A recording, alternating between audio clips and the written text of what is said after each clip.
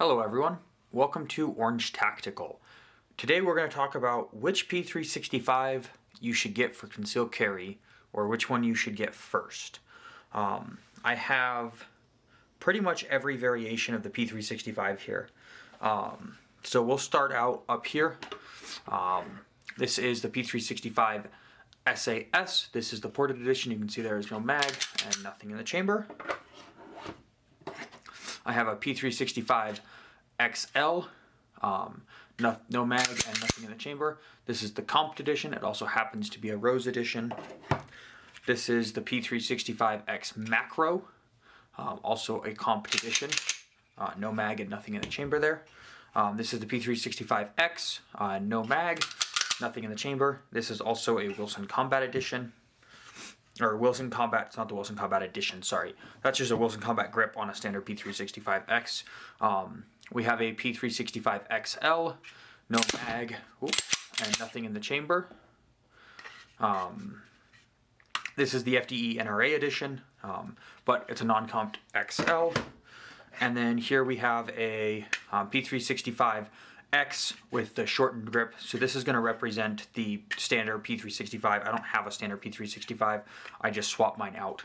And the only difference there is I have a flat trigger on this one, and I prefer the flat trigger anyhow. So this is no mag and weapon is clear. So that's your standard P365. All of these are in 9mm. So we're just going to generally talk about 9mm.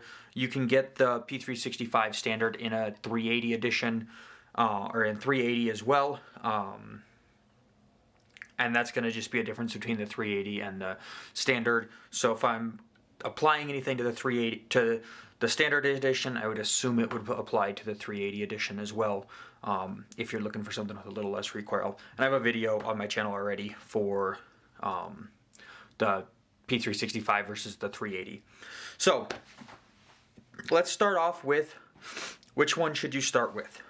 So I started with the P365X, and the macro wasn't out, the comps weren't out at the time, the SAS was out, and an XL was out. But this is what I started with, so let's talk about which one would be the best to start with now, and what you're looking for. So I think the biggest first consideration when looking at the differences is, what size barrel do you want? If you're carrying this, do you want an XL barrel length, or are you good with, do you want the shorter barrel for a little bit more concealability? So let's give me the difference between the XL here and the X. So the FDE versus the black. So you're going to get a little bit longer barrel there. You can see that that's where the dust cover stops, is where the XL keeps going. So advantages of the XL with the longer barrel are going to be that you're going to have a little bit better muzzle velocity and a little bit better recoil management. If you don't mind the extra length, I would say absolutely go with a longer edition. Go with the XL barrel size. If you're worried about the length, I would look at an X. You can get something a little bit shorter, or I guess it's a standard barrel length. So you can get something with that little shorter slide, and then if you want to go with that shorter slide, you can look at the option of the X versus the standard, depending on if you want the 10 or 12 round magazine. So if you want that little extra grip length to get that XL grip, and that's what you're more comfortable with, if you don't mind that carrying, that's great, go with that. I like the grip length of the XL grip a lot more. I don't love the love how short this is, even with the pinky extension mag. I don't love how short this is in my hand. I actually have the pinky extension here. So that's the pinky extension mag. Even with that mag in there, I don't love how short it is. I do carry this way sometimes, but I typically do it with the SAS. I probably wouldn't do it with just a standard P365. I would rather carry with the longer grip. So that being said, let's take a look at the SAS and why you'd want to go with that. The SAS is really designed to be a sleek, nothing to catch on conceal carry. If I'm just looking for something quick and easy and I want to be able to hide it really well, the SAS is what I go with. It has, I don't know if you can see it, you saw it a little bit pop up on the camera. So it's got a fiber optic light, I believe is what they call this. But it's kind of like a red dot, but not really.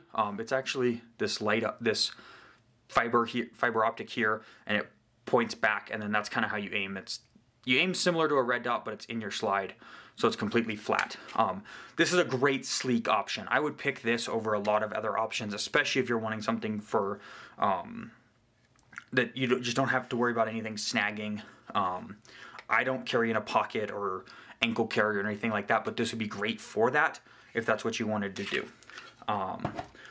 So going to the longer slide options, looking at the XL without the comp or the XL with the comp.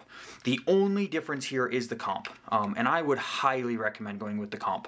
The only disadvantage of going to a internally comped XL is you're gonna really love it and not want to shoot something with a little more recoil because it mitigates the recoil so much. So just make sure if you're gonna do that, that at some point you still train with other pistols and you still are comfortable with recoil management and stuff like that, that you're not losing through the comp.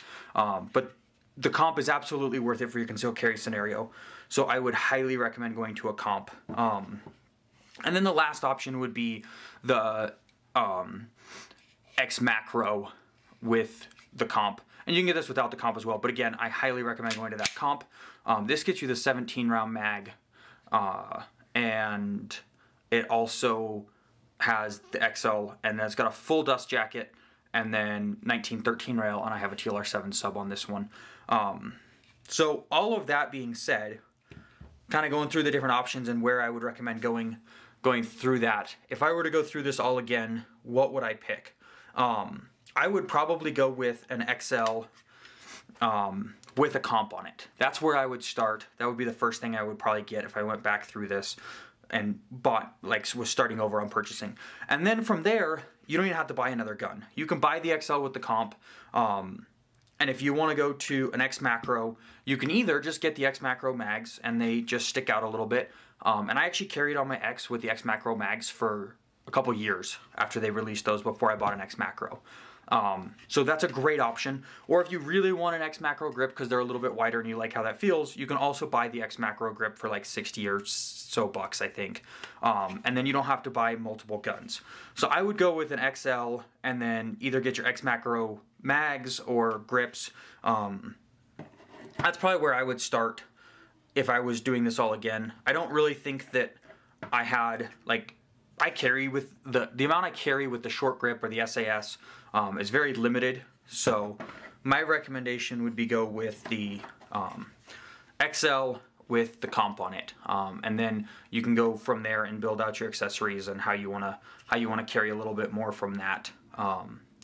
But that's how I would go. And even if you did want to carry with a short grip for some reason, most of your barrels is in your pants or somewhere else. So in a purse or something. So if you're really worried about the width, you can even put the short grip on an XL slide if you're really worried about this length here.